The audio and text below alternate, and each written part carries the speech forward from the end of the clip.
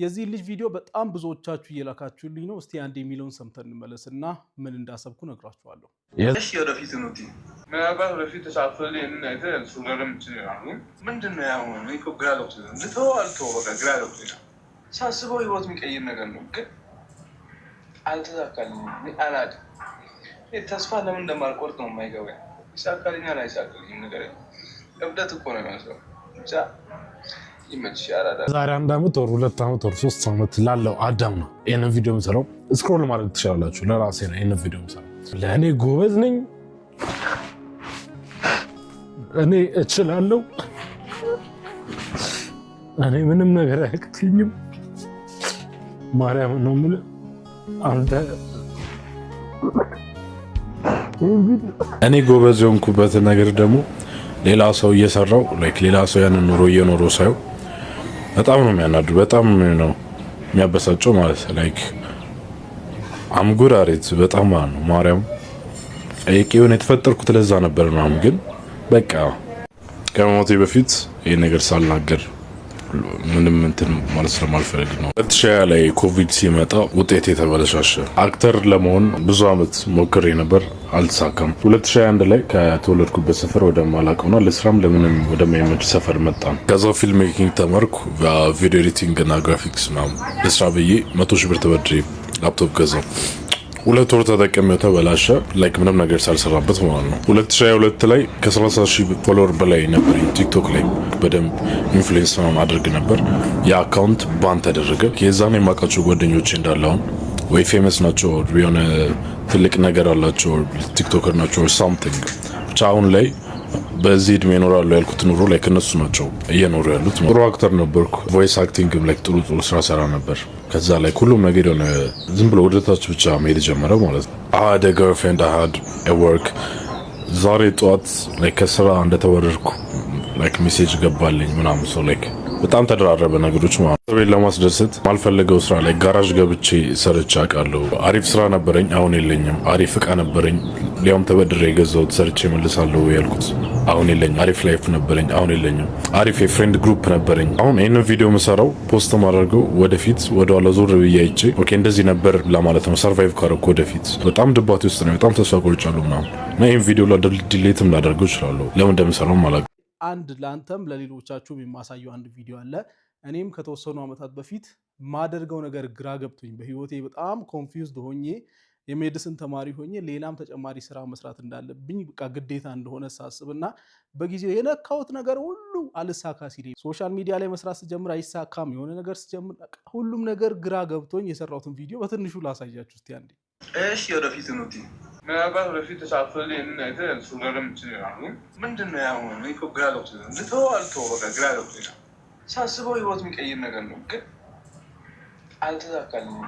አላውቅም ተስፋ ለምን እንደማልቆርጥ ነው የማይገባኝ።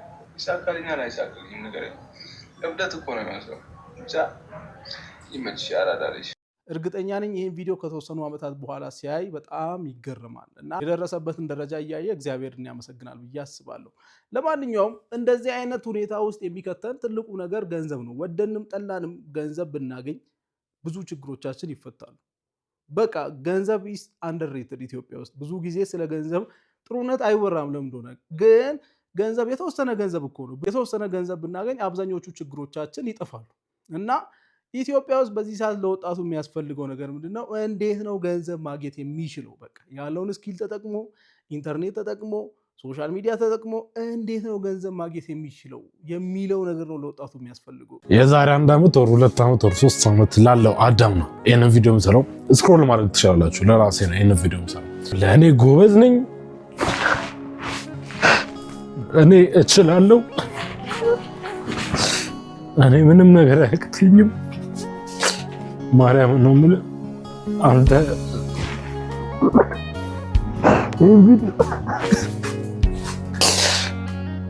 አንገትን ያመመኝ አንተ አልቀስ አንገትን ያመመኝ።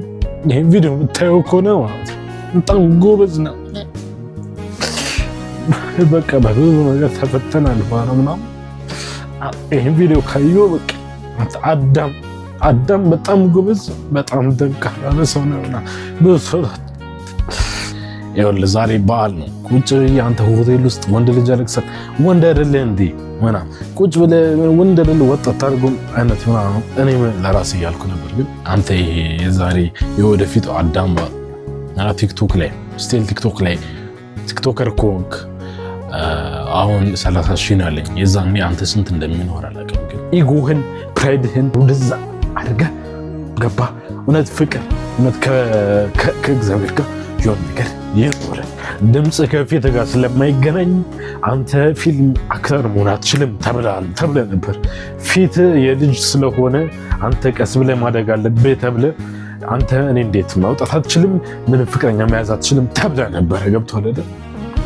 የፊት የልጅ ነው፣ ድምፅ የትልቅ ሰው ስለሆነ ማች ስለማያደርግ ፊልም ምንም አይነት መስራት አትችልም ተብለሃል። ጠጥቶ መኪናን አበላሽቷል፣ ስለዚህ ከሁን በኋላ ከሱ ጋር ቲክቶክ አልሰራም ተብለሃል። ይህን ሁላ ነገር አልፈም ይህን ቪዲዮ እያየ ያለውና አንተ በራስህ መኩራት አለብህ። እግዚአብሔር ይመስገን፣ እግዚአብሔር ይመስገን፣ እግዚአብሔር ይመስገን። እኔ ተስፋ አልቆርጥም፣ ማርያምን ነው። እኔ ደግሞ ይኸውልህ እኔ ተስፋ አልቆርጥም። ይሄን ቪዲዮ ስታዩ ማለት ነው እንዲህ እኔ እኮ ተስፋ አልቆረጥኩም ነበር። ገባ የሆነ ያልቀስኩ ነበር፣ የሆነ ነገሮች ነበር ህይወቴ ላይ። ግን ስቲል ተስፋ አልቆረጥኩም ምናምን የሚለው ነገር እንዲሆን ይሄን የምሰራው አንተ ወንድ ልጅ አይደለም ጀግን ናት። አንተ ታለቅሳለህ። ይኸውልህ ጠንከር ገብቶሃል። በቃ የሆነ ታልፋለህ። ሁሉ ነገር ካለፍከውም ሌላ አለ። የሆነ ተራራ ላይ ስትወጣ ሌላ ተራራ አለ። ገብቶሃል። ጨክን ጠንክር ለማለት ነው ይሄን ቪዲዮ የምሰራው እንጂ ስቲል አሁን ብዙ ነገር አለ። ግን ጀግን በቃ አዳም ትችላለህ። አዳም ጎበዝ። ጋይስ ይሄንን ቪዲዮ ለዚህ ልጅ ላኩለት እፈልገዋለሁ። አሁን ሰሞኑን ትልቅ የማስታወቂያ ድርጅት ልንከፍት ስለሆነ በቋሚነት ከኔ ጋር እንዲሰራ እፈልጋለሁ። ትናንትና ቪዲዮውን እያየሁት ነበር። በጣም ልብ የሚነካ ልጅ ነው።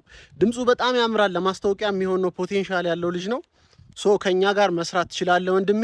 ይሄንን ቪዲዮ ካየኸው ኮንታክት አድርገኝ፣ ወይ እሱን የምታውቁት ጓደኞቹ ኮንታክት አድርጉኝ። ትልቅ ድርጅት ልንከፍት ነው። በማስታወቂያ ዙሪያ የሚሰራ ኤዲተሮችን፣ የተለያዩ ግራፊክስ ዲዛይነሮችን፣ ፕሬዘንተሮችን፣ ማስታወቂያ መስራት የሚችሉ አሪፍ ድምፅ አሪፍ አቋም ያላቸው ልጆችን እያሰባሰብን እንገኛለን። ከዛ ውስጥ እንግዲህ አንተን በቋሚነት ላሰራ ፈልጋለሁ። ስለዚህ እስቲ ቪዲዮን ላሳያችሁ እና ደግሞ በዛው ይሄንን ቪዲዮ ለሱም ሼር እያረጋችሁ ልብ የሚነካ ንግግሮች ነው ሲናገር የነበረው። አይዞ ወንድሜ አለንልህ። እስቲ ነው ለእኔ ጎበዝ ነኝ፣ እኔ እችላለሁ፣ እኔ ምንም ነገር አያቅተኝም። ማርያም ነው የምልህ አንተ